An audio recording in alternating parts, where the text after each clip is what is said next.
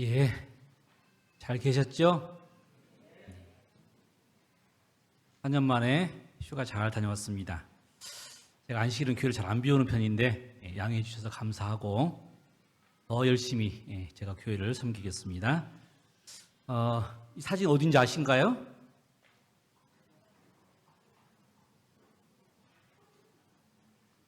이쁘죠? 겨울은 겨울대로 아름답습니다. 꽃은 없지만 눈꽃, 또 설경이 있어서 아름다운 계절입니다. 이런 사계절을 주신 하나님께 정말 감사를 드리고 그런 미적 감각이 있는 하나님 때문에 참 행복합니다.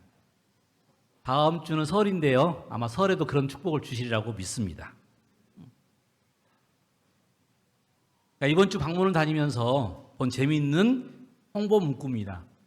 저기 정치인 정당 들어있는데 제가 지었습니다. 우리 교회 사진을 붙여놨고요. 어떤 설날이라고요? 두근두근 설레는 날인데 이게 설날입니다. 설날. 여러분들에게 설날은 어떤 날인가요? 두근두근 설레는 날이신가요? 이런 멋진 문구도 있었습니다.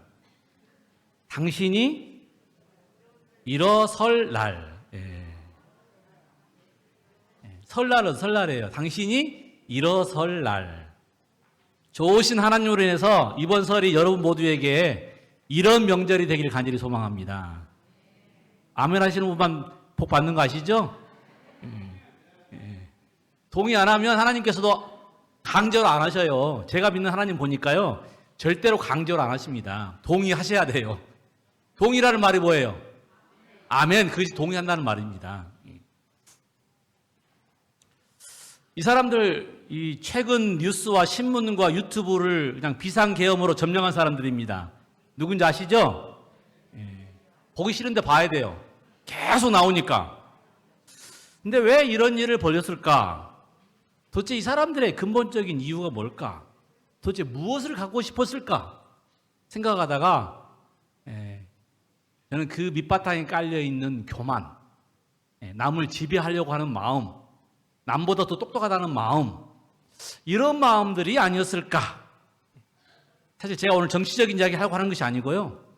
저는 이 이야기를 통해서 영적인 교훈을 얻길 원해요. 특별히 선과 악의 대쟁투, 그리고 하나님의 뜻. 아마 이 장면도 자주 보는 장면이죠. 이게 지금 탄핵 심판하는 장면입니다. 뭐 보니까 아주 재밌더라고요. 말을 막 하는데 자기 스스로 다 불고 있더라고요. 근데 제가 본 그게 아니고 쟁점이에요, 쟁점. 도대체 무엇 때문에 뭘 하느냐. 내가 잘했다, 잘못했다라고 따지는 게 아니라 결국 이 헌재에서는 뭘 따지는 거예요? 이것이 위헌인가 아닌가. 헌법재판소는 헌법을 실행함에 있어서 헌법을 어겼느냐 안 어겼느냐를 따지는 곳입니다. 그리고 헌법을 어겼으면 그 다음에 하는 게 뭐예요? 탄핵입니다. 둘이 이제 청구인 측, 국회 측이겠죠? 피청구인 측, 이 탄핵을 당한 대통령과 그의 이 사람들이겠죠. 서로 법적인 증거를 막 이야기하더라고요. 그런 사정에서 그렇게 했고. 근데 재판관들이 뭘 본다고요? 뭐 사정 이야기를 듣는 게 아니에요. 그게 합법했느냐, 위헌이냐. 저는 이 장면을 보면서 하늘 법정에서의 싸움이 생각이 났어요.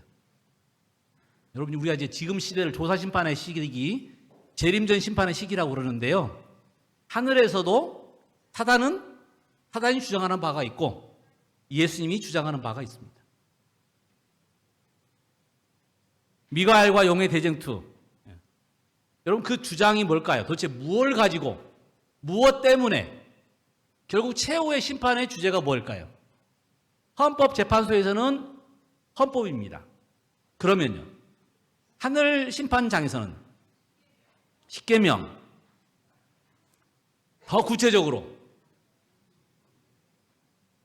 하나님의 사랑, 하나님의 품성.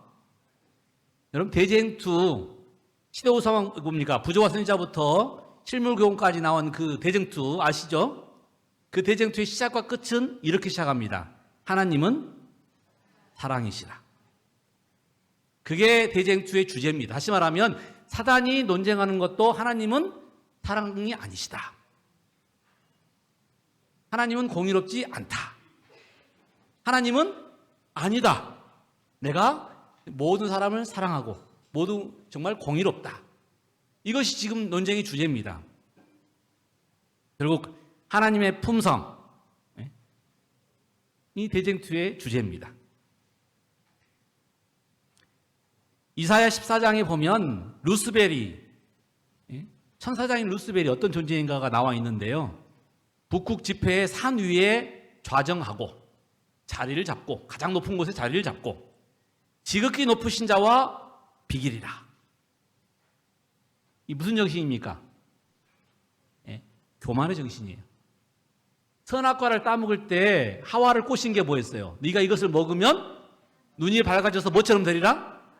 하나님처럼 되리라. 그게 무슨 정신입니까? 그게 교만의 정신입니다. 내가 남들 위해 군림하고 내 생각이 맞다고 주장하는 것이 다 뭐예요? 그것이 교만입니다. 그에 반해서 미가엘, 예수님은 빌립보서 2장에 뭐라고 나와 있어요? 근본 하나님의 본체셨지만 종의 형체를 취하셨고 자기를 낮추셨고 그리고 십자가에 죽기까지 복종하셨던, 여러분 십자가에 죽는 일이 당연한 일이었습니까? 억울한 일이었습니까? 억울했어요. 그러나 그럼에도 불구하고 그걸 참으셨던 그 그리스도의 품성, 여러분 제가 말씀드린 성령의 열매가 하나입니다. 그런데 여러 각도에 따라서 온유가 되기도 하고 화평이 되기도 하고 겸손이 되기도 하고 절제가 되기도 하고. 자, 이 빌립보서 2장에서 말하는 하나님의 사랑은 어떤 부분을 말하는 거예요? 겸손하셨던 분. 대조되죠? 교만한 사단과 겸손한 예수님. 우주인들은 이걸 보고 있어요, 지금. 하나님 우리를 어떤 마음으로 사랑하셨는지. 자, 그렇다면 구원받은 그리스도인들은 어떤 품성을 나타낼까요? 성화된 사람은, 성령의 열매가 맺힌 사람은 어떤 품성을 갖고 있을까요? 제가 이 비상계엄 상황에 그 사람들을 보면서 생각한 것입니다. 자, 우리는 정말 하늘에 들어가기에 마땅한 사람이 되려면, 하늘의 품성이 되려면 어떤 삶을 살아야 될까? 하나님은 어떤 사람을 가까이 하시고 어떤 마음을 가진 사람들을 찾고 계실까? 시편에는 하나님이 구하시는 제사는 상한 심령이라. 하나님이여 상하고 통이하는 마음을 주께서 멸시치 아니하시리이다. 하나님은 어떤 마음을 찾으신다고요? 상한 마음, 상하고 통이하는 마음, 즐거운 마음, 행복한 마음이 아니라 어떤 마음이라고요? 상한 마음, 상하고 통이하는 마음, 그런 마음을 가까이 하신답니다. 간절한 기도는 하늘의 신금을 울리는 수단이 되고 하늘 창고를 여는 열쇠가 되며 하나님의 전능하신 팔을 움직이게 하는 놀라운 것이다. 상한 마음, 통이하는 마음, 간절한 마음은 같은 마음입니다. 어떤 사람이 하나님을 간절히 찾는다고요? 어떤 사람의 기도가 하늘 창고를 열고 하나님의 신금을 울리고 하나님을 움직이게 한다고요? 네. 이 아이처럼 간절히 기도하면 그럼 모든 기도가 응답이 될까요? 아니요. 왜냐하면 때로 우리의 기도는 너무 이기적이고 너무 교만하고 너무 자기 중심적입니다. 예수님이 뭐라고 기도하셨어요? 나의 원대로 하지 마시고 하나님의 뜻대로 하옵소서.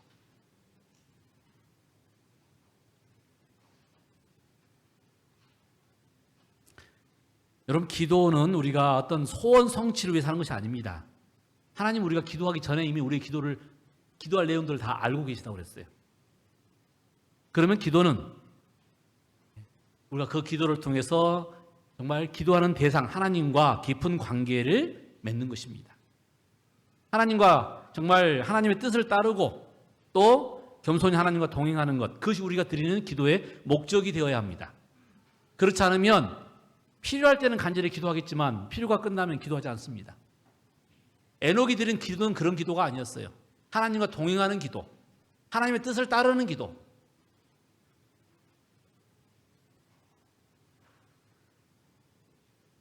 여러분 그런 기도를 드리길 원하십니까? 그렇다면 예수님처럼 우리도 우리 자신을 낮추어야 합니다. 마음을 겸손히 하고 그리고 주님께서 우리에게 보여주신 그런 모습을 우리도 드러낼 수 있어야 할 것입니다. 오늘 아침 저는 낮아짐의 은혜라는 제목으로 이렇게 마음을 낮추고 겸손한 자가 다에게 하나님께서 어떤 은혜를 주시는지 특별히 그런 상황에 있는 사람들에게 또 그렇길 원하는 사람들에게 정말 다시 한번 하나님의 말씀으로 겸손한 자, 마음을 낮추는 자에게 주시는 하나님의 은혜를 살펴보길 원합니다. 첫 번째로 마음을 겸손히 낮추는 자에게 주시는 하나님의 첫 번째 은혜는 겸손한 자의 기도에 하나님께서 응답하신다는 것입니다. 물론 우리가 기도를 많이 드릴 수 있을 거예요. 그런데 방금 드린 것처럼 간절하게 기도할 수 있는 것은 비로소 우리가 겸손하게 될 때, 우리를 낮추게 될 때,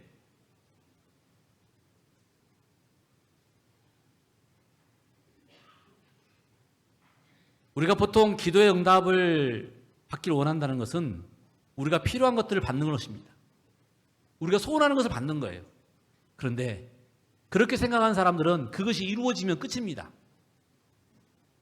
사실 우리가 기도하는 것은 우리의 어떤 필요한 것들을 얻는 그 이상인 거예요. 그것을 주시는 분과의 소통이고 그것을 주시는 분과의 관계입니다. 여러분 기도가 일회성으로 끝나지 않는 이유는 그분과의 관계가 끝나지 않은 것 같습니다.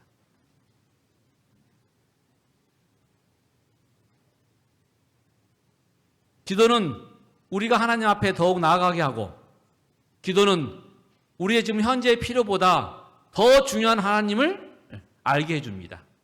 기도를 통해서 우리는 하나님과 더욱 가까워지고 기도를 통해서 우리는 더 간절한 경험을 하게 되는 것입니다.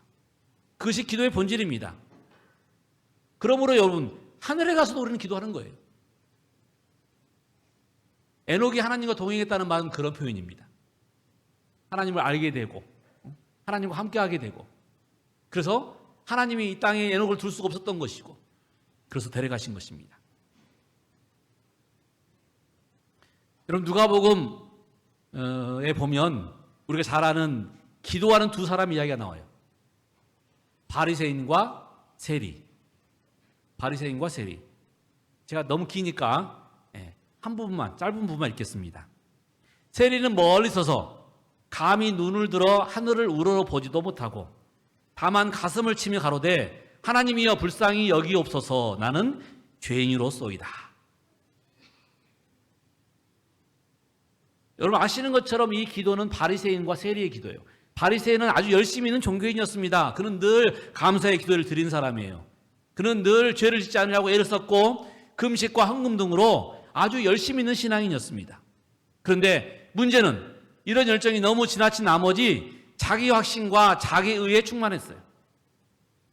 자기가 정말 합당한 사람이라고 교만했습니다. 반면에 세리는 어떻어요? 세리는 정말 꾸부정한 자세로 하나님의 자비만 구하고 있었습니다. 자신이 토색하고 불의하고 간음하는 무리들과 동급으로 취급하고 비웃음을 받는 것에 대해서 억울하다고 표현하지 아니하고 마땅히 내가 그렇게 받을 사람입니다. 저는 죄인입니다. 저는 아주 악하고 나쁜 사람입니다. 아무 자격이 없지만 그래도 주님의 긍휼을 받고 싶습니다. 저를 불쌍히 여겨 주십시오.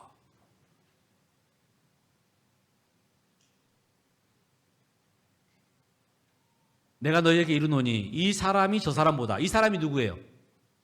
세리가 저보다 바리새인보다 의롭다 하심을 받고 집에 내려갔느니라. 무릇 자기를 높이는 자는 낮아지고 자기를 낮추는 자는 높아지리라.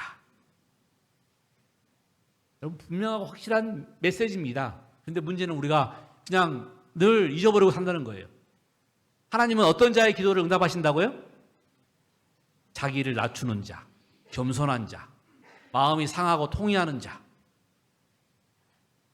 나에게 문제가 있고 또 내가 원하는 대로 일이 풀어지지 않는 사람들은요, 하나님께 더 가까이 나간 사람들입니다. 일이 잘 나가고 교만한 사람들은 조심해야 돼요. 넘어질까 두렵기 때문입니다. 누구든지 자기를 높이는 자는 낮아지고 누구든지 자기를 낮추는 자는 높아지리라. 여러분, 하나님께 가까이 하는 사람들은 의인이 아니고 죄인입니다. 내가 의인을 구하러 온 것이 아니라 죄인을 구하러 왔다고 그랬어요. 건강한 자에게는 의원이 필요 없고 병든 자에게라야 의원이 필요하다고 그랬습니다.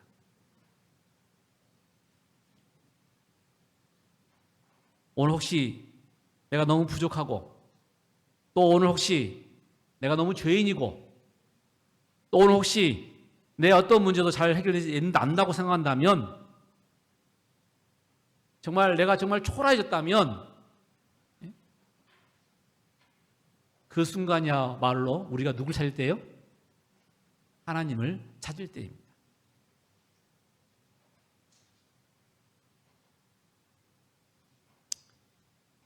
여러분, 이 본문의 세리의 죄가 무엇일까? 정확하게 나와 있지는 않습니다. 그러나 그는 아마 이 악한 습관, 죄의 습관을 가지고 있었을 거예요. 늘 거짓말을 해야 되고 남의 것을 훔쳐야 되고,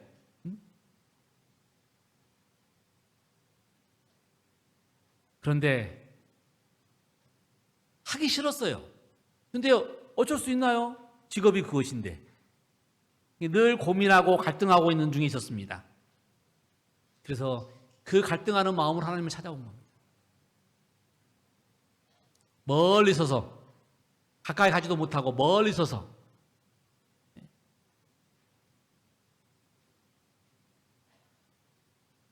그러나 바리새인은 어떻습니까? 정말 자기가 이제까지 해온 일들을 생각하면서 교만했습니다. 그래서 상대방을 보면서 손가락질을 했어요. 네 눈에 뭐 들어있다.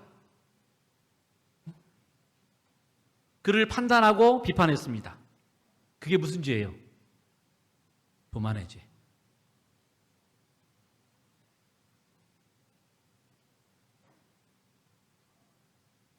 세리는 죄인이었습니다. 그래서 하늘을 감히 쳐다보지도 못했고 좌절과 절망으로 몸부림쳤습니다.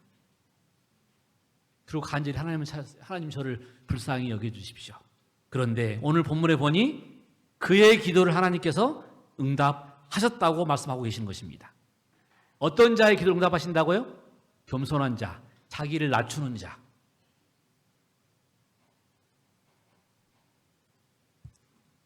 저희 집사람이랑 언젠가 방문하다가 둘이 이제 이런저런 이야기 하다 이런 이야기를 한 적이 있었어요.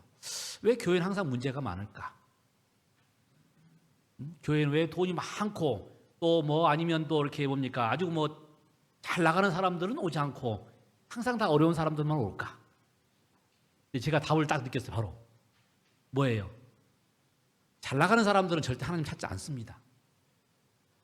힘드니까 찾는 거예요. 힘드니까. 어려우니까. 병든 자이기에, 문제가 있는 자이기에 하나님을 찾는 것입니다. 그런데 하나님은 그런 사람들을 다 껴안고 안으신다는 거죠. 그 하나님께서 병든 자를 낫게 하시고 문제 있는 우리를 변화시키시고, 그래서 우리가 지금 이렇게 살고 있는 것입니다. 하나님의 은혜로. 저를 포함한 우리 모두가 다 그 근본적인 죄악 속에서 몸부림치고 있는데 하나님께서 우리를 불쌍히 여기시고 성령을 통해서 감동을 허락하시고 변화시켜 주시고,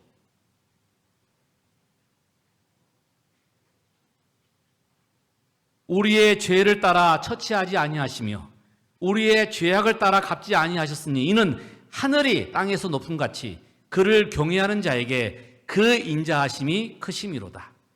동이 서에서 먼 것 같이 우리 죄가를 우리에게서 멀리 옮기셨으며 아비가 자식을 불쌍히 여김같이 여호와께서 자기를 경외하는 자를 불쌍히 여기시나니 이는 저가 우리의 체질을 아시며 우리가 진토임을 기억하심이로다.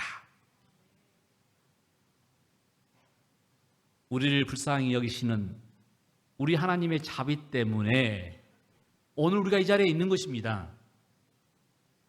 혹 사단이 우리 곁에서 자꾸 우리의 죄를 생각나게 하거든. 여러분 뭐라고 해야 된다고요? 하나님 사랑 때문에, 하나님 자비 때문에 내가 여기 있습니다라고 고백해야 합니다.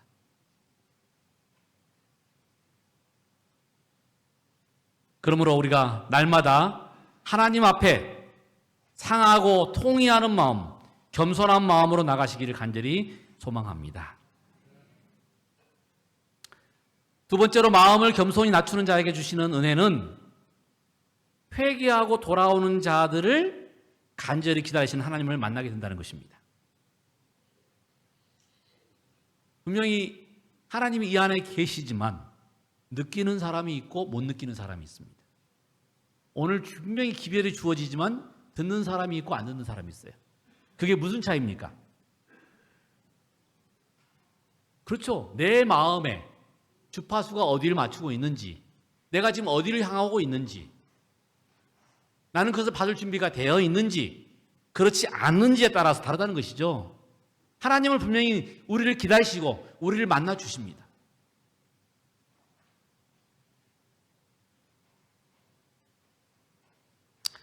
누가복음 15장의 탕자의 비유에 여러분 잘 아시는 것처럼 둘째 아들은 아버지 집에 살 때에는 아버지와 함께 사는 기쁨을 알지 못했어요.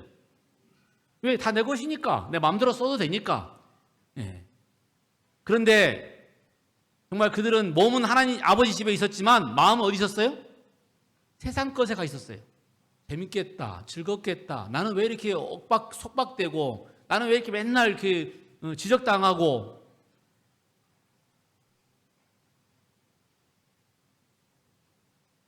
그런데 그가 집을 나가고 방황하고 그리고 세상을 알게 되면서 자신이 얼마나 무력하고 어리석은지를 알게 되었습니다. 누가복음 15장에 이에 스스로 돌이켜 가로되 내 아버지에게는 양식이 풍족한 품꾼이 얼마나 많은고 나는 여기서 줄여 죽는구나. 내가 일어나 아버지께 가서 이르기를 아버지여 내가 하늘과 아버지께 죄를 얻었사오니 지금부터는 아버지의 아들이라 일컬음을 감당치 못하겠나이다. 나를 품꾼의 하나로 보소서. 그 쥐엄열매도 먹지 못하는 정말 이 설상가상으로 외환리에 이르러서 정말 환율이 올라가고 그 다음에 이제 국가가 가난해지니 어려운 사람을 도와줄 돈도 없고 그래서 어떻게 잡아서 겨우 한 자리 잡았는데 거기서는 내 먹을 만큼도 주지 못하고 자신의 형편이 너무 초라하니까 그제서야 어디가 생각이 났어요? 아버지 집이 생각나서 아버지 집이. 내 아버지 집에는 종들도 잘 먹는데 나는 이게 뭔가.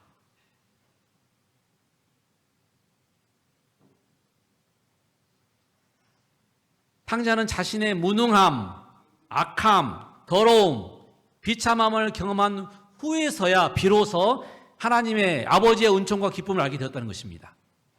방황하고서야 절망하고서야 그제서야 비로소 하나님의 사랑을 깨달았다는 것입니다. 나는 아무 자격이 없어. 나는 세상에서 제일 못난 사람이야. 이렇게 깨닫고 나니까 내가 그 받았던 모든 것들이 아버지의 사랑이었음을, 은혜였음을 깨닫게 되었다는 것입니다. 여러분 집안에 남아있던 형은 어땠나요? 여전히 그걸 알지 못하니까 내 동생에게 떼어준 것처럼 화를 내고 있었어요. 왜냐하면 자기를 몰랐거든요.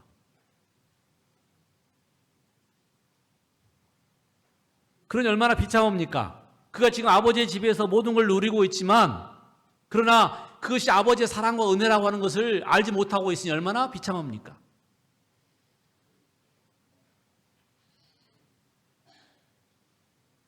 우리 하나님은 언제나 우리를 기다리시는 분이십니다. 그 아들이 충분히 준비되기까지 기다리시는, 정말 기다리셔요. 오늘 우리가 그 교과 공부에 보셨겠지만 그 자녀를 향한, 여러분 자녀를 키우고 싶으면 알잖아요. 그 말이 어떤 말인지. 자녀들이 마음대로 안 돼요. 꼭 네 같은 아들 낳아봐라. 꼭 네 같은 딸 낳아봐라. 그거를 참고 기다리는 마음, 그건 부모만이 압니다. 부모만이. 그런데 그런 마음으로 우리를 기다리시는 분이 누구라고요? 우리 하나님이랍니다. 여러분, 그래서 오늘 탕자 이야기를 통해서 우리가 낮아지지 않으면, 절망해보지 않으면, 좌절해보지 않으면, 아파보지 않으면, 가난해보지 않으면 그 축복을 알 수가 없다는 것입니다.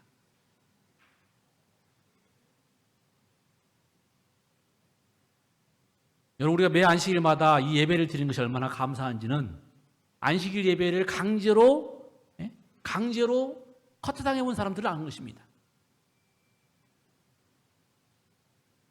마치 탕자의 형처럼 그 아버지 집에 살고 있었지만 그 축복을 알지 못했던 것처럼 우리는 그렇게 사는 거예요. 그런데 정말 우리가 좌절하고 절망해보면서 우리 스스로를 낮추는 경험을 하게 될 때 우리는 드디어 하나님의 사랑을 알게 되는 것입니다. 날마다 우리가 말씀과 기도를 통해서 자신의 상태를 알고 율법과 증거의 말씀으로 자신의 상태를 돌아보고 더욱 겸손한 모습으로 주님께 날마다 돌아가는 여러분과 제가 되기를 간절히 소망합니다. 세 번째로, 마음을 겸손히 낮추는 자에게 주시는 은혜는 자신을 낮추는 자, 겸손한 자에게 하나님께서 뭘 베푸신다고요? 은혜를 베푸십니다.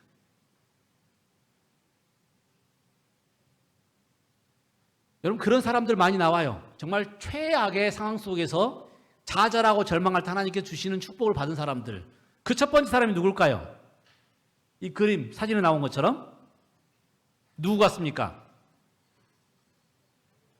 사무엘의 엄마 한나. 아이를 낳지 못해서 첩으로 들어온 사람에게 무시당하고 멸시받았던, 정말 아이를 낳지 못해서 남편으로부터 점점 멀어진다고 생각했던 이 사람. 그래서 그가 간절히 기도했어요. 마치 술 취한 것처럼. 정말 늘 머리를 숙이면서 기도하고 있으니까 저 사람이 정말 혹시 술 취한 사람이 아닌가, 그렇게 엘리 제사장이 여길 정도로. 이 사람은 누구 같습니까? 디셉 사람 엘리야입니다. 그가 아합 앞에서, 이스라엘 앞에서, 대적들 앞에서 정말 강한 사람처럼 보였지만 그도 굉장히 좌절하고 절망한 사람입니다. 엘리야가 갈멜산 꼭대기로 올라가서 땅에 꿇어 엎드려 그 얼굴을 무릎 사이에 넣고, 여러분 그냥 기도하니까 이렇게 손피니까 된 게 아니고요. 얼마나 간절히 기도할 때 하늘에서 불이 내려온지 아시겠습니까?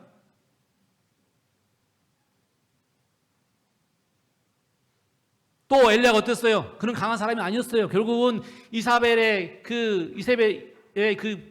경고, 협박에 무서워서 도망가다가 뭐라고 했어요? 하나님, 저 이제 잠들게 해주십시오.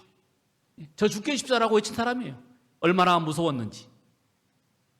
여기 열왕기상에 보니 이제 넉넉하오니 지금 내 생명을 취하옵소서.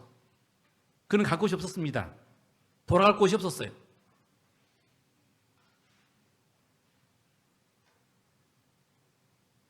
12년 동안 혈류증으로 가정에서도 쫓기고 재산도 다 낭비하고 사람들이 손가락질하는 부정한 여자야. 저번 큰 죄를 지은 사람이야.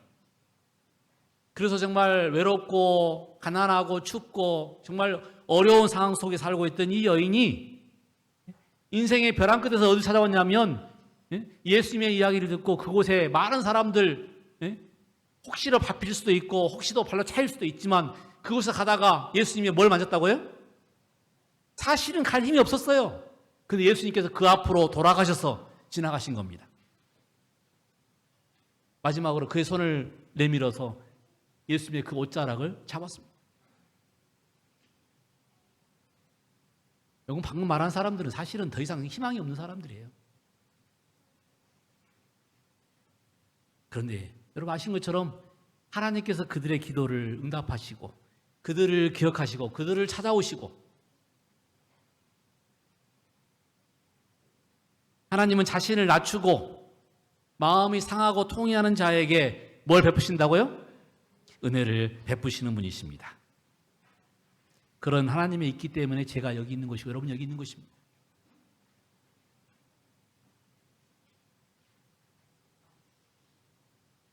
다시 하나님이 구하시는 제사는 뭐라고요? 상한 심령이다. 하나님이여 상하고 통회하는 마음을 주께서 멸시치 아니하시리이다. 기독교의 최고의 음악이 여러분 아시는 것처럼 메시아입니다. 메시아. 이 메시아를 작곡한 사람은 누구예요? 네, 핸델. 핸델인데 정말 이 메시아는 핸델의 대표적인 노래예요. 그런데 여러분 이 노래를 작곡할 때 핸델의 상황을 아십니까? 가장 고통스럽고 고난의 시기, 삶을 포기하고 싶을 때에 이 노래를 작곡했답니다. 가진 돈이 바닥이 나고 채권자들은 집 앞에서 떠나지 않고 빌려간 돈을 갚지 않으면 감옥에 넣겠다고 협박하던 그 순간, 그의 오른팔은 마비되어 있던 그 순간에 그의 왼팔로 작곡한 노래가 이 메시아랍니다. 여러분 우리 뉴스에 자주 듣잖아요. 자살해버린 사람들의 이야기. 어떤 사람들이에요? 사업 망해서 막 채권자들이 찾아와서 막 집을 뒤엎고, 그러니까 어떻게 그냥 자기 목숨을 끊음으로 해결하지 않습니까? 그런 상황이었다는 거예요, 지금 핸델이. 그런데 그 상황 속에서 지금 핸델이 뭐 했다고요? 메시아라는 대곡을 완성한 것입니다. 그는 포기하지 않고 그 시간에 그를 구원해 주실 예수 그리스도를 바라봤어요. 그리고 그분을 위한 최고의 노래를 작곡한 것입니다. 그래서 그것이 명곡이 되었어요.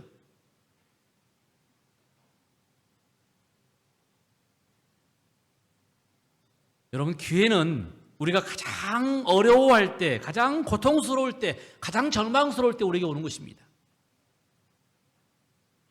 가식의 옷을 다 불태워버리고 정말 진실만을 말할 수밖에 없을 때 하나님은 그곳에 함께 하시는 것이고 그에게 은총을 베푸시는 것이고 그리고 놀라운 변화를 일으키신다는 것입니다. 죽음의 공포 앞에 서보지 않은 사람들이 어찌 그런 이야기를 나눌 수 있겠습니까?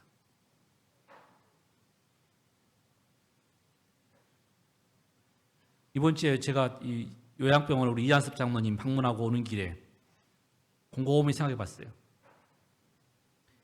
결국 누가 건강기별을 전할까요? 아파본 사람, 회복되어 본 사람. 그러지 않겠습니까? 제가 보건학을 공부했던 이유는 저희 어머니가 간암에서 살아나신 모습을 봤기 때문에 제가 보건학을 공부했어요. 근데 제가 보건학을 써먹을 기회가 없었네요. 모르겠어요. 하나님께서 저를 어떻게 사용하실지 저도 모르기 때문에 제가 뭐 다방면으로 경영학도 공부해놨고 보건학도 공부해놨고, 그 말은 제가 뭐 어떤 그 자리에 올라간다는 말이 아니고 어떤 상황에 제가 배운 공부들이 또 제가 경험한 것들이 사용될까. 마찬가지입니다. 여러분에게 지금 있는 모든 경험들이 훗날 증거할 때 강하게 사용될 거예요. 왜냐하면 절망할 때, 좌절할 때 우리는 하나님을 찾을 수밖에 없고 그리고 하나님을 만날 수밖에 없고 그리고 그 하나님을 만난다고 하는 놀라운 그 기별이 곧 증언이고 기별이기 때문에 그렇습니다. 시편에 보면 정말 이 비탄 가득한 사람들의 이야기가 많이 나와 있습니다. 특별히 이 다윗의 슬픔과 절망과 탄식이 나와 있어요. 여호와여 어느 때까지니까 나를 영영히 잊으시나이까 주의 얼굴을 나에게서 언제까지 숨기시겠나이까 내가 나의 영혼에 경영하고 종일토록 마음에 근심하기를 어느 때까지 하오며 내 원수가 나를 쳐서 자긍하기를 어느 때까지 하리이까 여호와 내 하나님이여 나를 생각하사 응답하시고 나의 눈을 밝히소서. 두렵건대 내가 사망의 잠을 잘까 하오며. 이 고통 속에서 지금 부르짖는 소리들입니다. 하나님이여 나를 구원하소서. 물들이 내 영혼까지 흘러 들어왔나이다.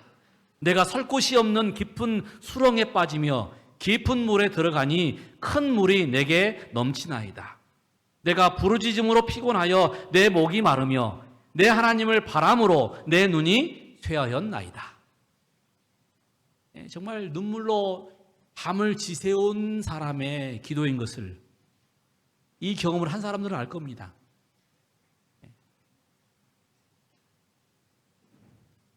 하지만 이렇게 절망스럽게 시작된 기도가 어느 순간 여러분 하나님의 응답을 통해서 기뻐하고 감사하고 찬양하는 글로 바뀐다는 것입니다.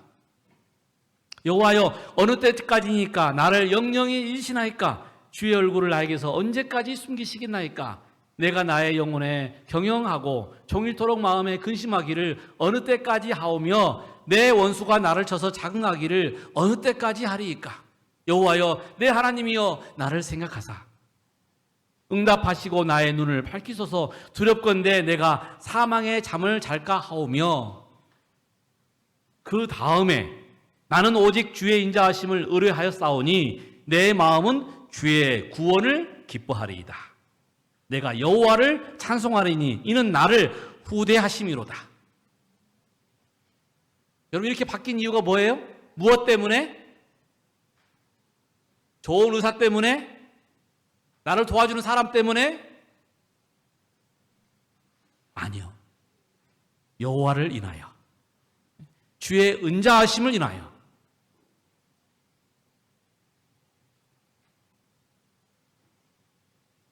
그것이 기도의 응답이고 그것이 하나님의 자비고 하나님의 긍휼입니다. 우리가 슬픔과 좌절로 하나님께 나아가면 하나님께서 우리의 기도를 응답하시고 우리의 상처를 싸매주시고 우리의 마음을 자유롭게 해주시고 우리를 치유해 주십니다. 우리의 마음에 하나님으로 인하여 평안과 희망과 믿음과 사랑을 넣어주십니다. 사단은 자꾸 내 마음속에 부정적인 메시지를 줘요. 그러면 잠을 못 자고 머리가 아프고, 그런데 내가 그 순간 하나님께로 마음을 돌리면 하나님께서 뭘 주신다고요? 희망을 주시고 용기를 주시고 평안을 주시고. 그것이 신앙입니다. 그래서 오직 의인은 무엇으로 산다고요? 믿음으로 삽니다. 믿음으로.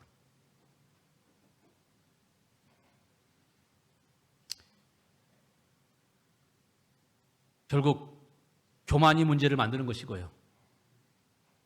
겸손이 모든 문제를 푸는 해결입니다. 내려놓으면 문제될 게 없어요. 그런데 내려놓기가 쉽지 않아요. 그래서 뭐가 필요해요? 때로는 아주 극단적인 방법이 필요한 것이고, 때로는 실패가 있는 것이고, 때로는 좌절이 있는 것이고. 여러분 슬퍼하지 마십시오. 그것이 곧 우리를 살리는 방법입니다. 우리가 내려놓을 때, 우리가 포기할 때 드디어 우리가 누구를 원하는 거예요? 하나님의 도우심과 능력을 원하는 것입니다.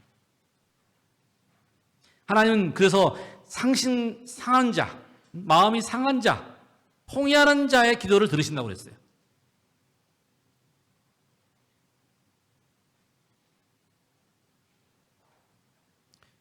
그러므로 우리의 이 무기는 강건함이 아니고 연약함입니다.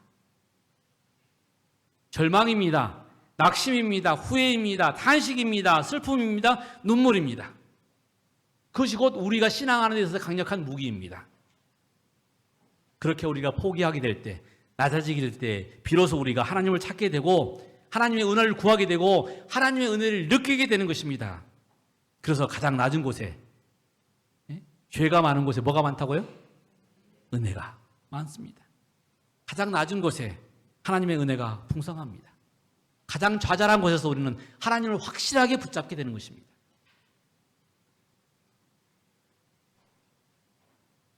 발걸음마다 열렬히 기도하며 자아를 낮추는 일 없이는 승리를 얻을 수 없다. 우리를 간절하게 하고 기도하게 하는 건 뭐라고요? 실패예요. 좌절이에요. 질병입니다.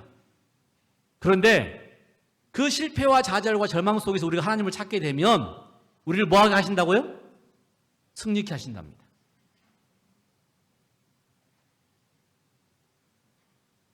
저는 이제 말씀을 정리하면서 오늘 기별처럼 자신을 낮추고 주님께 나아가시기 바랍니다.